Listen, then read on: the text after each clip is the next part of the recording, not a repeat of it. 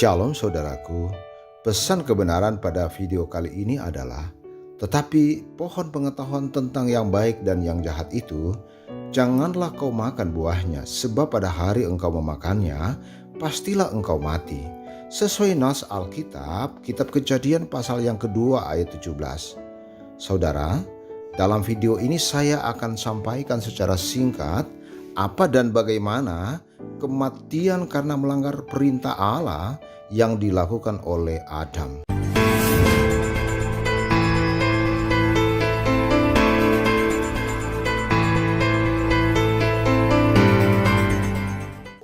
Saudara, ketika Allah menciptakan manusia dengan tujuan agar manusia menjadi mitra Allah dalam mengelola semua ciptaannya, dan diciptakanlah manusia menurut gambar dan rupa Allah. Kenapa demikian? Agar manusia memiliki sifat dan karakter Allah.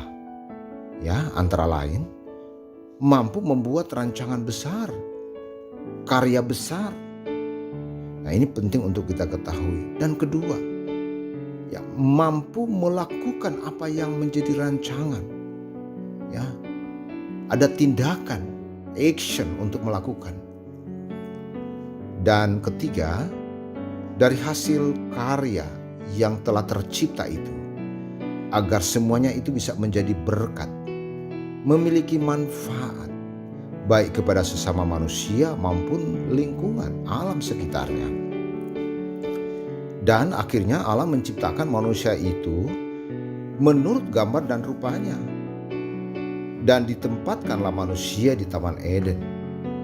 Di sanalah mereka diperintahkan Allah untuk mengelola segala sesuatu yang ada di dalamnya. Dan untuk pertama kalinya Allah memberikan perintah kepada manusia. Kita baca dari kitab Kejadian pasal yang kedua ayat 16 dan 17. Lalu Tuhan Allah memberi perintah kepada manusia, semua pohon dalam taman ini boleh kau makan buahnya dengan bebas, tetapi pohon pengetahuan tentang yang baik dan yang jahat itu janganlah kau makan buahnya, sebab pada hari engkau memakannya pastilah engkau mati. Saudara, dalam perintah ini ada aspek hukum. Ya, ketika manusia dipercayakan Tuhan mengelola segala ciptaannya. Nah, aspek hukum ini tidak main-main, saudara-saudaraku.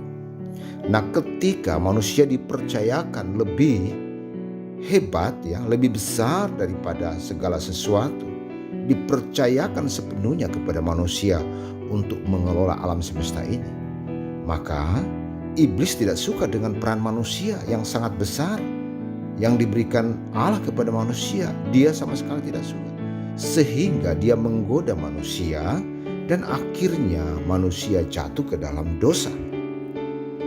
Kita bisa baca dalam kitab Kejadian pasal yang ketiga ayat 1 sampai dengan yang kelima. Adapun ular ialah yang paling cerdik dari segala binatang di darat yang dijadikan Tuhan Allah. Ular itu berkata kepada perempuan itu, tentulah Allah berfirman, semua pohon dalam taman ini janganlah kau makan buahnya, bukan? Lalu sahut perempuan itu kepada ular itu, buah pohon-pohon dalam taman ini boleh kami makan. Tetapi tentang buah pohon yang ada di tengah-tengah taman, Allah berfirman, janganlah kamu makan ataupun raba buah itu, nanti kamu mati. Tetapi ular itu berkata kepada perempuan itu, sekali-kali kamu tidak akan mati. Tetapi Allah mengetahui bahwa pada waktu kamu memakannya, matamu akan terbuka dan kamu akan menjadi seperti Allah, tahu tentang yang baik dan yang jahat. Saudara, perhatikan, ada konsekuensi hukum ketika manusia melanggar perintah Tuhan Allah. Apa konsekuensi hukum itu? Ya, tentunya jelas kita telah membaca. Konsekuensinya adalah mati. Manusia mati di hadapan Allah. Saudara, apa sih artinya mati? Apa artinya mati? Ya, menurut pandangan Alkitab. Kalau kita baca dari Kejadian 2 ayat 17, tetapi pohon pengetahuan tentang yang baik dan yang jahat itu, janganlah kau makan buahnya, sebab pada hari engkau memakannya, pastilah engkau mati. Nah, ada kata mati saudaraku. Perhatikan, ketika ular memperdaya manusia, kalau kita bisa baca dari Kejadian 3 ayat 4. Tetapi ular itu berkata kepada perempuan itu, sekali-kali kamu tidak akan mati. Saudara, manusia melanggar apa yang difirmankan Allah. Iblis yang memutarbalikkan fakta itu. Dan perhatikan sebaliknya manusia itu ya memilih untuk taat kepada ular. Nah saudara, apakah benar Adam langsung mati secara fisik menurut catatan Alkitab? Lalu apa makna daripada kata mati di dalam Kejadian pasal yang kedua ayat 17 ini? Saudara, semua manusia yang percaya maupun yang tidak percaya pasti akan mati. Ini jelas saudara ya. Sebab sesungguhnya kematian itu adalah hal yang pasti. Tidak akan manusia akan hidup selama-lamanya, pasti tidak akan ya. Pasti akan mati. Ya, saya katakan yang pasti adalah kematian. Akan tetapi kata mati di dalam Alkitab memiliki lebih dari satu makna atau satu arti. Penting untuk mengerti hubungan orang percaya dengan berbagai arti kematian di dalam Alkitab. Ini harus kita ketahui saudaraku. Nah, ada beberapa hal makna kematian itu sendiri. Yang pertama, tunduk kepada hukum kematian. Jadi manusia itu tunduk kepada hukum kematian. Setelah Adam dan Hawa memakan buah dari pohon pengetahuan tentang yang baik dan jahat itu, Allah mengatakan, engkau debu dan engkau akan kembali menjadi debu. Maka sekalipun mereka tidak mati secara jasmania. Secara jasmania, pada hari mereka memakan buah itu, mereka kini tunduk pada hukum kematian. Nah, ini harus kita ketahui bersama. Karena apa? Ini sebagai akibat. Ya, karena akibat dari kutukan Allah kepada manusia. Demikian juga seluruh keturunan Adam pasti akan mengalami kematian. Yang berikutnya adalah mati secara moral. Adam dan Hawa juga mati secara moral. Allah mengingatkan Adam bahwa ketika ia makan buah yang terlarang itu, ia pasti akan mati. Peringatan itu sangat serius. Sekalipun Adam dan Hawa tidak mati secara jasmania pada hari itu, mereka mati secara moral, yaitu tabiat mereka menjadi berdosa. Sejak Adam dan Hawa, semua orang dilahirkan dengan tabiat berdosa, yaitu suatu keinginan bawaan untuk mementingkan diri sendiri tanpa mempedulikan Allah atau orang lain. Dan berikutnya mati secara rohani. Adam dan Hawa juga mati secara rohani ketika mereka tidak taat kepada Allah, yaitu hubungan intim mereka yang terdahulu dengan Allah menjadi rusak. Mereka tidak lagi mengharapkan saat-saat berjalan dan berbincang-bincang dengan Allah di taman itu. Sebaliknya, mereka bersembunyi di hadapan Allah. Di bagian lainnya, Alkitab mengajarkan bahwa terlepas dari Kristus, semua orang terasing dari Allah dan dari hidup di dalamnya. Mereka mati secara rohani. Kemudian yang berikutnya, kematian kekal. Akhirnya kematian sebagai akibat dosa mencakup kematian kekal. Hidup kekal seharusnya menjadi akibat ketaatan Adam dan Hawa. Namun sebaliknya, prinsip kematian kekal telah diberlakukan. Kematian kekal adalah hukuman dan pemisahan kekal dari Allah sebagai akibat ketidaktaatan, yaitu menjalani hukuman kebinasaan selama-lamanya, dijauhkan dari hadirat Tuhan dan dari kemuliaan kekuatannya.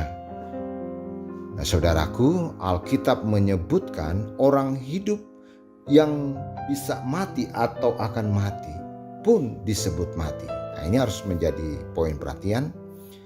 Ini menjadi catatan. Saya ulangi lagi bahwa Alkitab menyebutkan orang hidup yang bisa mati atau akan mati pun disebut mati.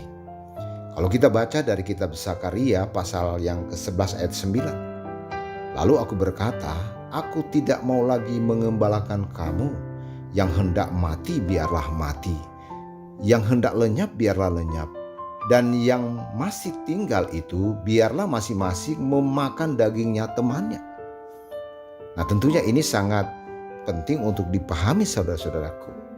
Saudara, perhatikan kalimat mati biarlah mati. Dalam bahasa Ibrani adalah hameta tamut. Ya, secara harfiah orang mati itu mati, diterjemahkan yang hendak mati biarlah mati. Padahal yang disebut orang mati itu belum mati tetapi akan mati. Ya, ini makna yang harus kita ketahui. Jadi makna mati di dalam Alkitab tidak semata-mata berhubungan dengan kematian fisik belaka. Saudara, bandingkan ketika Yesus memakai makna mati yang sama pada ayat ini. Kita baca dari Injil Matius pasal yang ke-8 ayat yang ke-22. Tetapi Yesus berkata kepadanya, ikutlah aku dan biarlah orang mati menguburkan orang mati. Nah, apa yang dikatakan Yesus selaras dengan yang disampaikan Zakaria pasal yang ke-11 ayat yang ke-9. Dan juga selaras dengan ke kitab Kejadian pasal yang kedua ayat 17. Bahwa manusia berdosa yang bisa mati itu pun disebut mati meskipun secara fisik mereka masih hidup di dunia. Sebab siapapun manusia di dunia ini tunduk pada hukum kematian. Saudara, inilah pengertian mati. Ya, dalam bahasa Indonesia sendiri pun kita mencatat makna mati beragam tentang mati. Pertama, hilang nyawa. Yang kedua, tidak hidup lagi. Yang ketiga, padam. Yang keempat, buntu. Kelima, tidak digunakan. Keenam, tidak bergerak, diam atau berhenti. Dan ketujuh, tidak ada kegiatan. Jadi makna mati sesungguhnya tidak semata-mata berhubungan dengan kematian fisik. Saudara, bagaimana sikap kita terhadap kematian? Ini penting untuk kita ketahui, saudara. Kematian raga adalah salah satu akibat dosa manusia pertama. Hal ini menjadi hal kodrati bagi seluruh umat yang lahir dari keturunan mereka, yaitu semua manusia di dunia. Sekalipun orang percaya di dalam Kristus memiliki jaminan hidup kebangkitan, kita masih harus mengalami kematian jasmania. Tetapi kita, ya, orang-orang percaya menghadapi kematian dengan sikap yang berbeda dengan orang yang tidak percaya. Karena kita harus mengerti cara untuk lolos dari semua aspek kematian ini ialah melalui Yesus Kristus yang telah mematahkan kuasa maut dan mendatangkan hidup yang tidak dapat binasa. Saudara, dengan kematiannya ia mendamaikan kita dengan Allah sehingga memutarbalikkan pemisahan dan pengasingan rohani yang dihasilkan dosa. Oleh kebangkitannya ia mengalahkan dan mematahkan kuasa iblis dan dosa.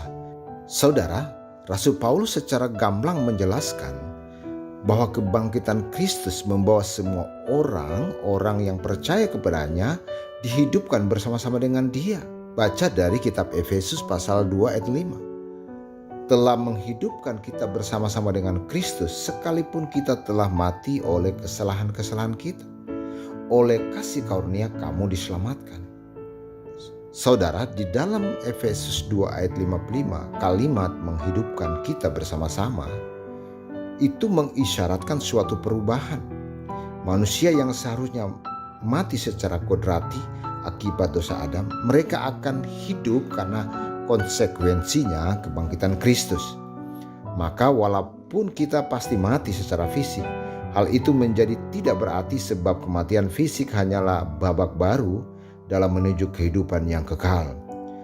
Untuk itu Rasul Paulus yang memang sangat mengerti apa arti dan akibat dari kematian Kristus, ia mengajarkan kepada kita apa yang ia fahami. Saudara, sehingga di dalam Filipi pasal yang pertama ayat 21 ia berkata, "Karena bagiku hidup adalah Kristus dan mati adalah keuntungan." Nah, inilah makna sesungguhnya yang dimengerti dipahami oleh orang-orang percaya tentang kematian itu sendiri. Dan sekali lagi Rasul Paulus menerjemahkan itu di dalam kehidupannya, bahwa bagiku mati adalah keuntungan dan hidup adalah Kristus. Nah, saudaraku, demikianlah pesan kebenaran pada video kali ini. Tuhan Yesus memberkati. Amin.